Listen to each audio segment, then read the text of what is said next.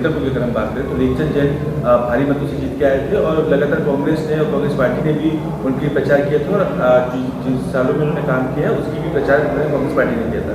तो ऐसे सर्वे में क्या बात निकल के आई कि उनको बैठाना पड़ा और एक नए कैंडिडेट को टिकट देना पड़ा? आप तो जगदलपुर के निवासी हैं, मेरे से ज़्यादा आपको मालूम है कि 5 साल यहाँ क्या स्थिति रही। लेकिन नए चेहरे तो अंदरूनी क्षेत्रों में नहीं जानते जी, जो नया चेहरा प्रत्याशी कांग्रेस के अंदरूनी क्षेत्र के ग्रामीण उन्हें नहीं जानते, ना ही उन तक पहुंचे, फिर कैसे सीट को जीत सकते? कोई भी प्रत्याशी ऐसा नहीं होता जिसको कोई नहीं जानता, वरना उसको टिकट नहीं मिल सकती। सर्वे ने ये सब भापा होगा कि ग्रामीण क्षेत्र भी है यहाँ का, शहरी क्षेत्र भी है यहाँ का, तो जिसको हम टिकट दे रहे हैं उसको जानते हैं कि नहीं जानते हैं।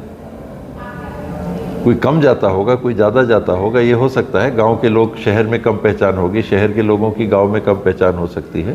कि जब उम्मीदवार आप चुनते हैं तो ये सारी बातों का सर्वे में लोगों से पूछ के फीडबैक देते हैं, तब फिर किसी का नाम आगे आता है। थी जब वो दिल्ली में प्रदर्शन कर रहे थे विधायक लोग, उनमें से कुछ पर्टिकुलर खास तरह के लोगों का नाम काटा गया है। इसमें आप मानिए, मैं फिर से कह रहा हूँ, ईमानदारी से कह रहा हूँ, अपवाद छोड़ दीजिए, वरना जितने टिकट चेंज हुए हैं ये सर्वे के आधार पे हुए हैं। आप शायद नहीं मानेंगे, आप लोग मीडिया से जुड़े हुए हैं, आप लोगों ने भी राजनीति देखी है, मैंने भी राजनीति देखी है। आपके बाल भी सफ़ेद हो रहे हैं, मेरे भी बाल सफ़ेद हो गए। मैंने इतना प्रोफेशनली, जिसको कहा जा सकता है कि सर्वे के आधार पे उससे बहुत कम बायां दाहिना, मेरी बात करेंगे तो मेरे से बहुत करीब जुड़ी हुई तो छन्नी साहू जी थी। आज बहन बांध के, साथी बांध के उन्होंने ये मुझे जन्मदिन पे गिफ्ट दी थी, आज भी मैं इसको पहनता हूँ। उनका नाम कटा। तो किसी की चल रही है, ये गलतफहमी नहीं होनी चाहिए। एक सिंपल तरीका हमको दिखता है, गुटबाजी हुई, इसको इतना मिला, इसको इतना मिला।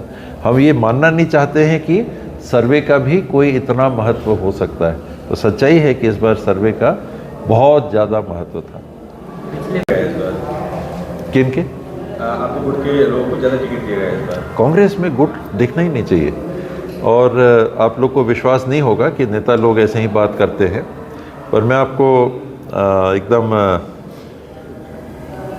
जितना आप लोग विश्वास कर सकेंगे कि ईमानदारी से बता रहा हूँ कि इस बार सर्वे के आधार पे जितने टिकट बटे हैं मैंने जीवन में नहीं देखा। एक आध इधर उधर हुआ होगा तो हुआ होगा, नहीं तो सर्वे में जिस बात को बताया, और सर्वे एक नहीं हुए, कम से कम 12-13 सर्वे हुए, और 12-13 सर्वे के आधार पे जो बात सार के रूप में सामने आई, और फिर रायशुमारी हुई सीनियर लीडर से। आप जानते ही हैं कि CEC तक बात गई, स्क्रीनिंग कमेटी, प्रदेश इलेक्शन कमेटी, क्रमबद्ध चर्चाओं के बाद नाम आगे गए और उनमें फिर फाइनल हुआ। उम्मीदवार मुख्यमंत्री हमारे पास सिटिंग है, सिटिंग मुख्यमंत्री के अगुवाई में हम चुनाव लड़के जीतते हैं, तो स्वाभाविक है कि पहले तो वही रहेंगे, मुख्यमंत्री जी रहेंगे नंबर 1। बाकी हाईकमांड फाइनल करता है, इसको तय करता है। सिटिंग विधायकों को बैठाकर नए प्रत्याशी को टिकट दिया है, ये सामान्य प्रक्रिया है, हमेशा होती है। इस बार संख्या कुछ ज़्यादा दिख रही है क्योंकि ज़्यादा विधायक थे कांग्रेस के पास, 71 विधायक थे।